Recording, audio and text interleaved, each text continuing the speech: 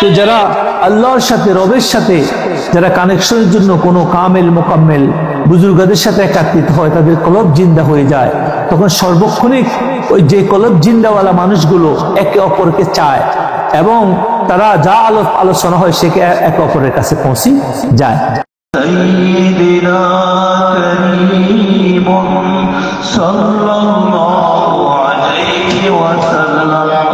হযরত ইয়াহিয়া মনরি রহমতুল্লাহ আলাইহি, আমরা ওনার এই মক্তুবাতের আজকের যে মক্তুব, সেটার মূল বিষয় হলো আমাদের ভিতরে যে সমস্ত খারাপ অভ্যাস, বাজে অভ্যাস, কু অভ্যাস, সেগুলা আমাদেরকে ধ্বংস করতেছে, সেগুলো আমরা কিভাবে আমাদের থেকে পরিত্যাগ দূর করতে পারি এবং আমরা কিভাবে সাধনা করলে ইবাদত কামেল হবে, ইবাদতে পরিপূর্ণতা আসবে, সেটার উপরে তিনি আলোচনা করছেন।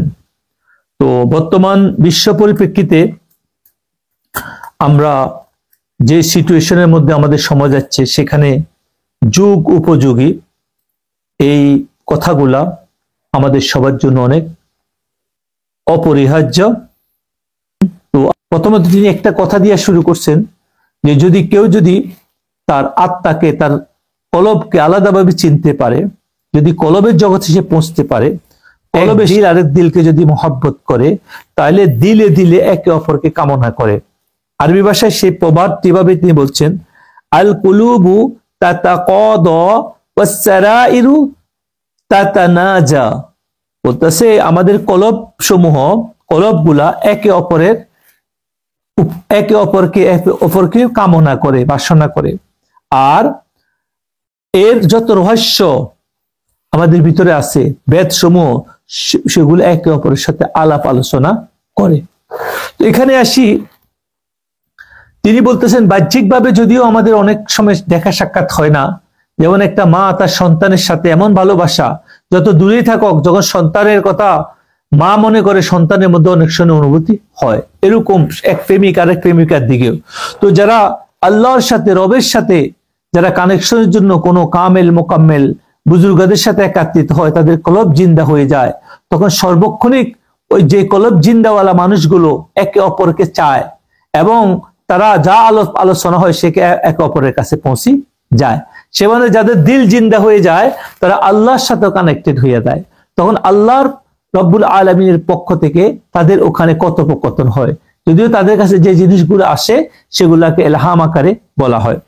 তো এখানে মূল উদ্দেশ্য হলো মানুষ যত বেশি নিজেকে দুনিয়াবি জাহিরি বাহ্যিক জিনিস থেকে নিজেকে মুক্ত করতে পারবে, সে তত কলবের দিকে ধাবিত হইতে পারবে। প্রশ্ন করছেন যে আমি ভোর রাত্রে, গভীর রাত্রে, শেষ রাত্রে আমি নিদ্রার কারণে, ঘুমের কারণে আমি কি জাগ্রত হওয়ার চেষ্টা করিও আমি কিন্তু উঠতে পারি না, কারণ আমি চাই শেষ রাতে উঠি আল্লাহ পাকের ইবাদত করার জন্য, তাহাজ্জুদ গুজার হওয়ার জন্য, কিন্তু ঘুমের এমন প্রবল চাপ থাকে, মাঝে মধ্যে চেষ্টা করার পরেও সেটা আমি পারি না। এটার উত্তরে হযরত ইয়াহিয়া মনরি রহমতুল্লাহ আলাইহি বলছেন, দেখো বছরকে বছর তুমি তোমার মর্জি মতো চলছো, তোমার ইচ্ছা মতো চলছো, তোমার মতো করে চলছো, আর তুমি এক দুই দিন চেষ্টা করি তুমি এই অভ্যাস চেঞ্জ করবা, পরিবর্তন করবা, এটা আসলে ঠিক কথা নয়। তো তিনি বলতেছেন এই অভ্যাস, এইগুলোর কি তুমি সারা বছর নিজের মর্জি মতো চলছো, এটা তুমি কু অভ্যাসে পরিণত করছো, বাজে অভ্যাসে পরিণত করছো, বাজে স্বভাবে পরিণত করছো। এখন এটাকে তুমি যদি কন্ট্রোলে আনতে হয়, তাহলে তোমাকে অবশ্যই এটার পিছনে রিয়াজত করতে হবে। এটাকে এটা তোমাকে কন্টিনিউ ভাবে একটানা 40 দিন পর্যন্ত, যেটা কোরআন শরীফের দ্বারা প্রমাণিত, চিল্লা বলা হয়, 40 দিন পর্যন্ত তুমি অভ্যাসে পরিণত করতে হবে।